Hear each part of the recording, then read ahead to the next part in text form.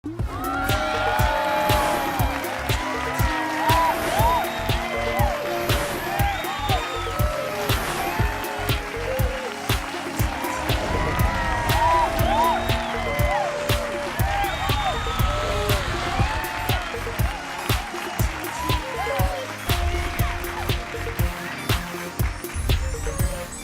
guys, and welcome to TTYL. We have a very special show today because it's just me and Vanessa. So we're going to be bonding, you and I, so Paige. excited. Can't wait to let you guys know about everything that we have going on for you today. We have an awesome TMI. Yep, we're going to talk about Honey Boo Boo and how her show got canceled. Which is going to be interesting. And then we have a segment where Brielle was actually on set for one of the universities. That's going to be our BTW. Our blog question of the day is, at what point in a relationship do you think you should have the safe sex talk? That should be interesting.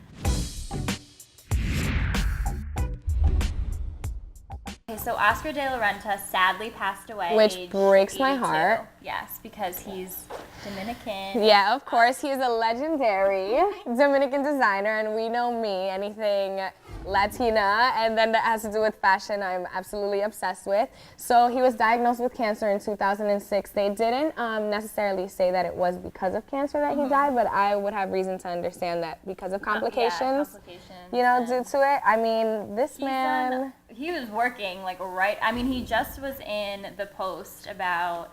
because he made George Clooney's new wife. Oh, yeah. He worked on her bridal gown. Yeah, it was...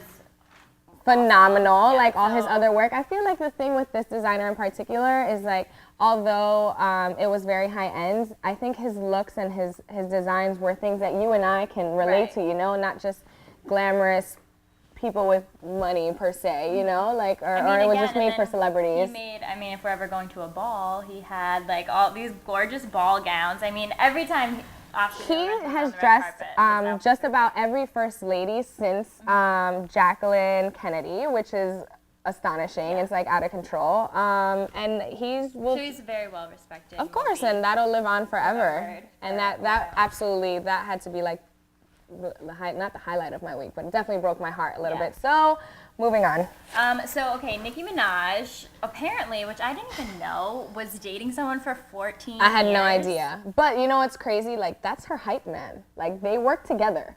Right. So he was like also her assistant. He was like a background dancer. And they broke up. Now the question is it because he can't support how powerful his woman was becoming? Because that's the true issue. Like, okay, they broke up. Like, how does a man like really stand behind such a strong woman? And I mean, she's even, I mean, yeah, I would categorize myself as a strong woman, but she takes it like to another level. I mean, she is really fierce and everything. So in every term of fierce. I feel like he could get a little jealous.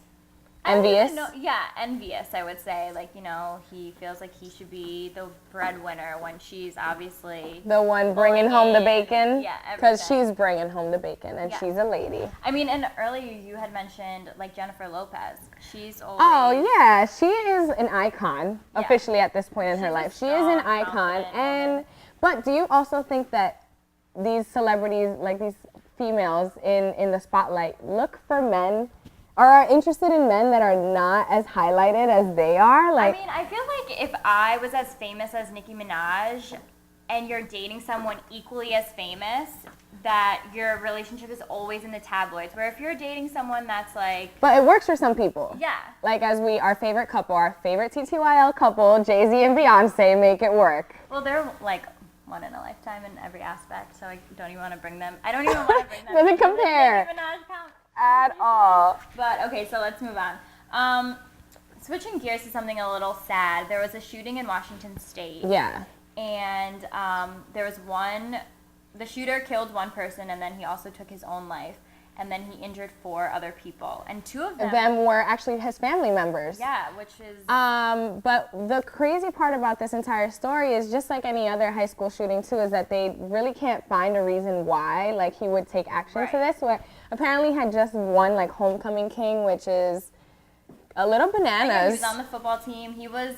Usually, when we see shooters doing something like this, they're categorized as introverts and loners themselves. or something, and he was very. I mean, in your very much an extrovert. He was in very your out opinion, there. Paige, what do you think? What do you think the youth is missing that brings people to these conclusions? Like, what do you think? I don't know if there's a solution by or the way, can anything be done? I mean, I don't know. That's a hard question for someone in high school. I mean, he was only a freshman, so he probably had so many things like happening, and I mean, high school is a hard transition. It's a lot to, I know I asked you like a really serious question. There's really no answer to it, but I mean, And it could be the fact that he took anyone. his own life It is could, even, yeah. That's sad. So he's obviously going. It could be anyone. I don't think that or you know how people are always like, oh, we need to watch out for the quiet kid in class. Or like, this kid tends to stand on his own. Like, look at how this young gentleman was active, like in the community, like he was popular, like etc. With other people, yeah, that's very sad. So moving on to something very disturbing. Honey Boo Boo's show got canceled because allegedly. Which, in case if any of you guys don't know who Honey Boo Boo is, she's this little girl who was made famous off the show Toddlers and Tiaras. Yes. So she was just this really obnoxious child, and I think she was pretty funny. I thought she was so funny. I was watching a show and she was eating chicken nuggets and she just kept being like, chicken nugget power. And I was or like her whole thing. Like, I feel like chicken nuggets have power too. I totally relate to you. But, so you guys had an understanding. Yeah.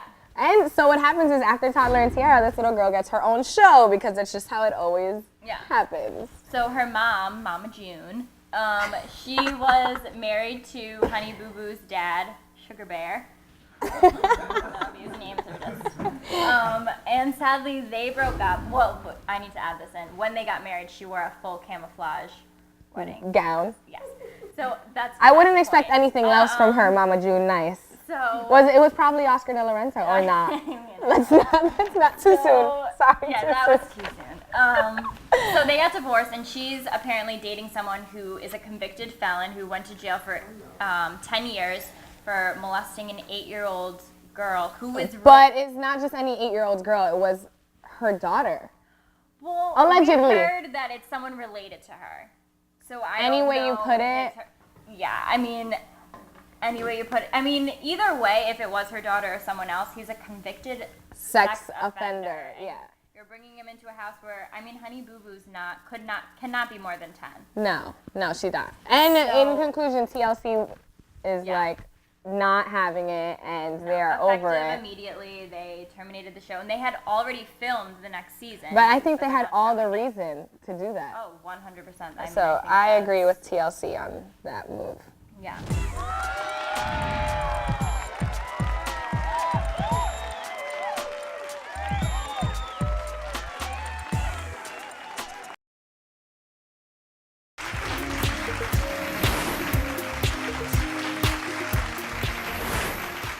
And coming up next in our By the Way segment, we have Brielle, who's actually out on the street. At Essex County College, and she's asking you guys some fact or fiction questions on sex education. Yes, so that will be interesting. Can't wait to hear what you have to say.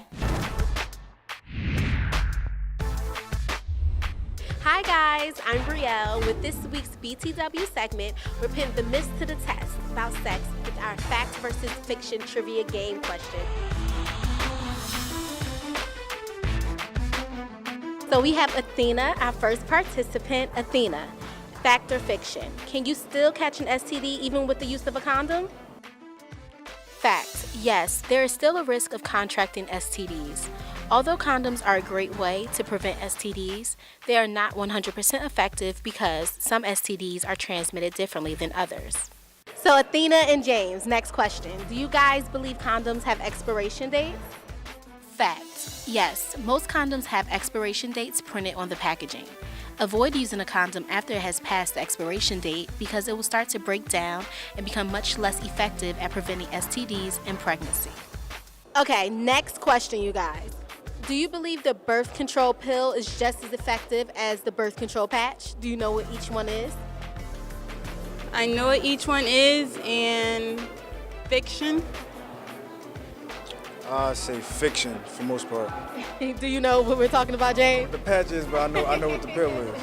Okay. Both of these contraceptives contain a small amount of man-made estrogen and progestin hormones. These hormones work to inhibit the body's natural cyclical hormones to prevent pregnancy. Wow, guys, who knew that there were so many untold myths about sex education? A recent study released by the Sex Information and Education Council of Canada found that nearly 50% of sexually active college students aren't using condoms. Other reports have found that while teenagers are likely to use a condom the first time they have sex, their behavior becomes inconsistent after that. Well, guys, remember, the safe sex approach is always the best way to go.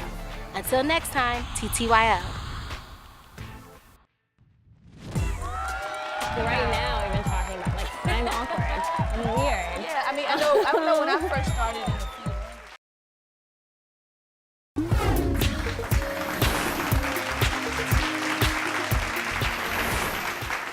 And now we have a very special guest, Jessica, who is a health education specialist. And thank you so much. Thanks for being here. Yeah, Jessica. thanks for joining us. And in particular today, we want to focus on sex education. I know that you have a broad spectrum in your field, but we just had Brielle at Essex County College, and she went around and got the opinions of students on campus. So And what they thought was real and not, fact and fiction. So we want to get what is actually real. yeah. So how did you become a sex education specialist? Well, I've been working in the field of public health for 8 years. And so from then 6 years ago, I got connected with my foundation. I actually started off as a volunteer. And then from volunteering, a month later, they said, you know, we see what you do and we really want you on our team. potential. And so, and then they employed me. And from then I've moved on from being a youth health educator to a women's health educator, and now I'm a client services manager. So I manage a lot of the prevention work that's being done in the community in Essex County, Middlesex County, and Union County. Okay, perfect. So sex education is just one of your specialties, one of the numerous things that you do. So from our video, we want to know what are some common myths associated with sex education? I think that when people see sex educators or health educators come on the scene to talk about the topic, people often think that they're going to try to tell them not to have sex. We're living in a real world. We understand that people are having sex, people are engaging in all kinds of acts. Our job is to help reduce your risk of contraction of HIV and other STDs. So it's not about trying to tell you, no, don't have sex. We know that is natural, but it's about keeping you healthy. So MTV has the show Teen Mom, and that I feel like, I don't know if it glamorizes being a teen and being pregnant, but what does that how does that correlate with teens that are the pregnancy rate today? Yeah. Well, I think that the show does a great job at depicting, you know, the issues that teen moms go through. Okay. I think that we don't have enough of those types of real messages being put out. I think people have the idea of, okay, I'm gonna get pregnant, everything's gonna be fine, I'm gonna have all the support, but it's not so. In reference to how the rates are, it's still high. We still have high pregnancy rates, we still have high STD contractions. A lot of people don't understand that the same things that are putting you at risk for pregnancy puts you at risk for STD contraction. Right. So we're so scared of getting pregnant, but with a child after 18 years, you know, they can venture out on their own. But there's some STDs that you can get, you'll live with them for the rest of your life. Right. Such as, you know, HIV. And there's some STDs that actually can even damage your chances of getting pregnant, such as gonorrhea and chlamydia. It can actually make you sterile. Okay, so with all that being said, since I completely agree with you. I think that sometimes as teenagers or as a youth, we do focus on more like, I'm not gonna get pregnant, rather than the other possibilities that can come with it. It's a little, I don't wanna say easier, but teenagers are more available to contraceptives, over the counter. There's tons of different options now. Do you think that that's gonna help control any of these HIV or STDs that we were just discussing? Do you think that's going to help decrease it or gain some sort of control eventually? I think that is a great step to helping to decrease the rate, because a lot of times when you're young, you know, you don't want for me to be able to go and go to a clinic or certain places and things of that sort, it's a frightening experience. Right. I know for me as, you know, when I was working as a youth health educator, a lot of the youth that I was dealing with, it was something difficult for them to even talk about, or I had to kind of bring them into, you know, make them feel comfortable enough to start talking about the things that they are doing. So it's not easy. So I think that having more access plays a great role in helping decrease the risk. If there's more access for them to be able to get contraceptives On their if it's own, exactly on their own, and not only that, be able to create environment, like for us to as a society create more youth-friendly environments where people can go and get Because what they need is is such important. an uncomfortable thing. Yeah, I mean, like, it's for people to awkward, like talk right about. now, even talking about, like, I'm awkward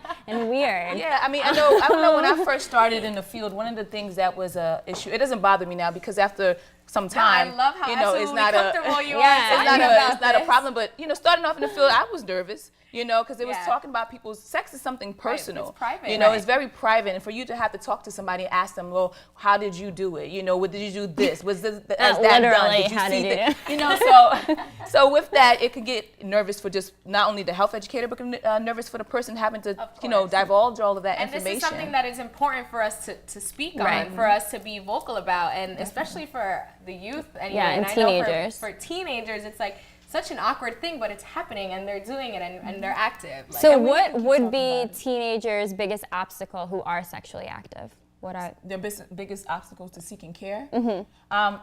Just knowing that it's there. Not only that, but I feel that a lot of youth have this idea that it's not going to be me.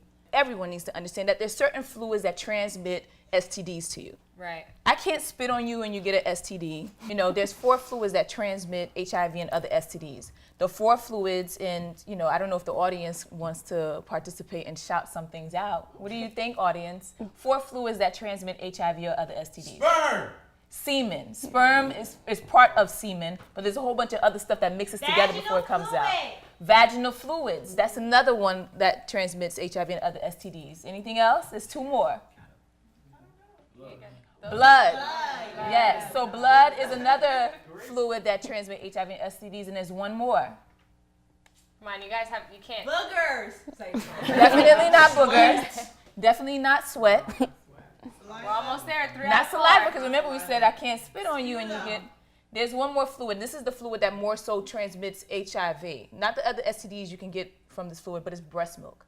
Oh, wow. All right? So the 4 specific fluids that transmit HIV are breast milk, semen, vaginal secretions, and blood. Now, when it comes to the case of breast milk, that's only when we talk about HIV. The other STDs, you can't get anything from that. But it's important that we identify the fluids, because any activity that you're engaging in, that you come in contact with those fluids, you're putting yourself at risk. Got it. So when we talk about sexual health education is, and that's why we're saying that it's not just trying to get you to not have sex. Because yes, I just identify that abstinence is the best way to kind of keep yourself clear of everything. But even in abstinence, Yeah, that's you what my have to dad says. Yeah, but you have to identify. But you have to identify if you're going to say you're being abstinent, what does that really mean? Yeah. We're going to be abstinent and I can dry hump. That means all our clothes come off and we're on each other and we do that. Because if we do, remember that there's some STDs that condoms can't protect you from. Right. So society as a whole, how do you think they play in with sexual education? I think society gives an unrealistic idea of sex sometimes, and what the risk is. Because besides Booty Call and some other movies, it's only times you really get a chance to see a condom being pulled out. Right. Normally, it gets From 0 excited. to 100 It's really real quick. Yeah, Yeah. exactly. So all you see is the clothes coming off. The next thing you hear the moaning. All that stuff as sex is happening. And then it's over. It's over, right? But you don't get the in betweens. Right. When did the condom come out? Are we having enough songs? We're supposed to just assume that they're protected. Just assume Right. that they're protected. So in that sense, and I think that it's important for us to talk about condom use, because there's a lot of people who do not like to use condoms, and because they make it seem like it's such a chore. Condoms, there's so many varieties of condoms out there that condoms can be so fun, and people have this idea that it's a chore. Like we have glow in the dark condoms, so you can go play hide and go seek. There's ways to TTYL colors. There's condoms that come flavored for those who don't who are having oral sex and don't like the flavor. A way to make the person more interested in doing it with the flavors. There's condoms that come warm, there's condoms that tingle, there's condoms that come with ribs, and condoms for all size people. Some people say, oh yeah, I'm gonna go an hour. I'm gonna do this, 45 minutes. Sure. You don't really want to put that much time in with the same condom. You want to just, after a certain amount of time, I would say about a good 20 minutes, 15 minutes, just switch the condom over, depending upon how the level of sex you're having, to make sure that the condom doesn't break, because once again, you're putting wear and tear. Another thing that people need to know is you do not use Vaseline on condoms. Because if you use... Oh my God. Yeah, Who I are know. these people? That is myth. Don't use Vaseline. Do not use Vaseline, baby oil, vegetable oil. I don't know. People get very Vegetable creative. oil? People get creative when they're in the mood. All myth. All myth. Yes. So do not use any oil-based lubrications on latex condoms, because if you do, the condom, the oil will actually just cause the condom to be easier to break. If I had, I could have did a demonstration where I could have blown, if I blew this into a bubble and I took some Vaseline in my hand, you would see after rubbing it, it would just break. Oh, All right? But people don't know that. And that. so it's very important to know how to properly take care. And plus, you don't want to use Vaseline and things in those areas down there anyway, especially for women, because because of oil base, it's easier for bacteria to stick to them. And so you want to, and you ever tried washing off with Vaseline? It's a little harder. You have to use put a little extra work in to get all the oils up. And so that's why it's very important for us to make sure that we know what the proper steps are to not only using the condom, but knowing how to protect ourselves, because our health is our greatest wealth. It's the only thing we have. You only get one body for the rest of your life. And you have to treat that body with the best care that you can, so to make sure that it will run you through the rest of your life, whatever time that is. You know, and so I encourage the youth to be advocates of their health. If you're in a relationship with somebody or engaging in sexual activity with somebody, and and it can be hard to have that conversation about condoms, especially if you're not a person who is who can speak up like that. But it's important though. That's why too they invented the female condom. So this is the male condom, but they also have a female condom that a woman can put in herself. And she could put it in 8 to 9 hours before she even has sex. So let's say you with a partner who, another type of contraceptive. So that's a way to not take the pill? Well, no, the pill is not protection. The pill is for pregnancy. That's why it's the pregnancy pill. People think that a pill is not going to stop you from getting STD or HIV. It's just for pregnancy prevention, not STD prevention. A condom is the only thing that can protect you both from pregnancy and from other STDs. And so, but the female condom is for those who may, for a woman who may not have as much, because we do have situations where women are in abusive situations where they don't have as much say in their sexual health. Or for women who are very nervous about having that discussion with their partners about using condom, they can actually just put it in themselves and have protection. You don't use both. It's on either one or the other. Either he can put on a condom or she can put on the female condom. And also, when we're talking about other STDs like gonorrhea and chlamydia, you can actually also get it in your eye. Oh. So let's say you're touching those fluids. Yep. So if you're touching those fluids and coming in contact with them. Yeah, exactly. If you're touching those fluids and a person is infected, and let's say you just happen to go and touch your eye, because gonorrhea and chlamydia are bacteria-based STDs, anything where there's something moist for them to get contact with, they can actually transmit it there. Ooh, okay. That was a lot.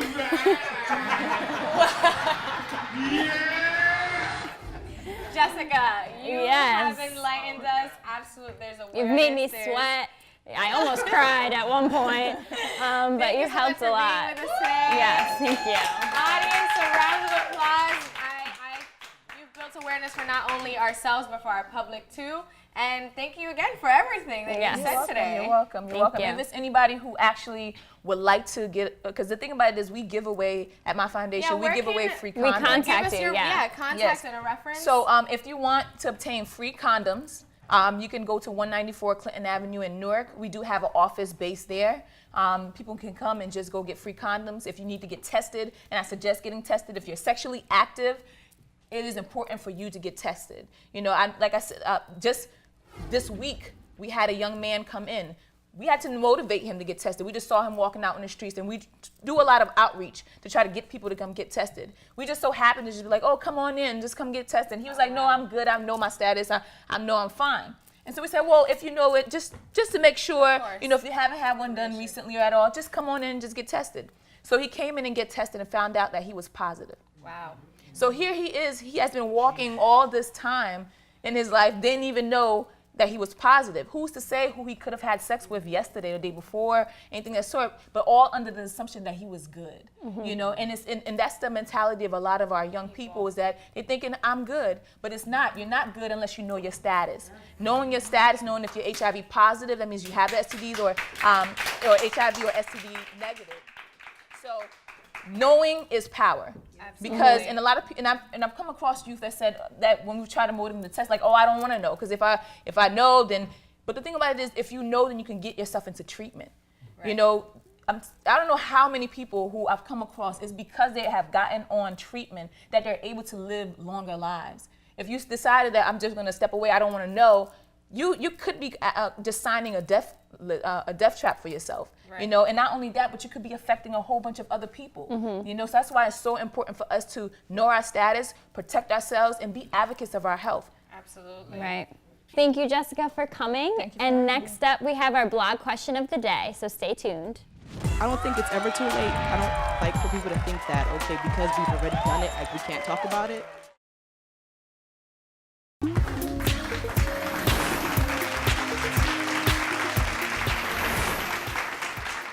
And now it's time for our blog question of the day, which is, at what point in a relationship do you feel it's necessary to talk about safe sex?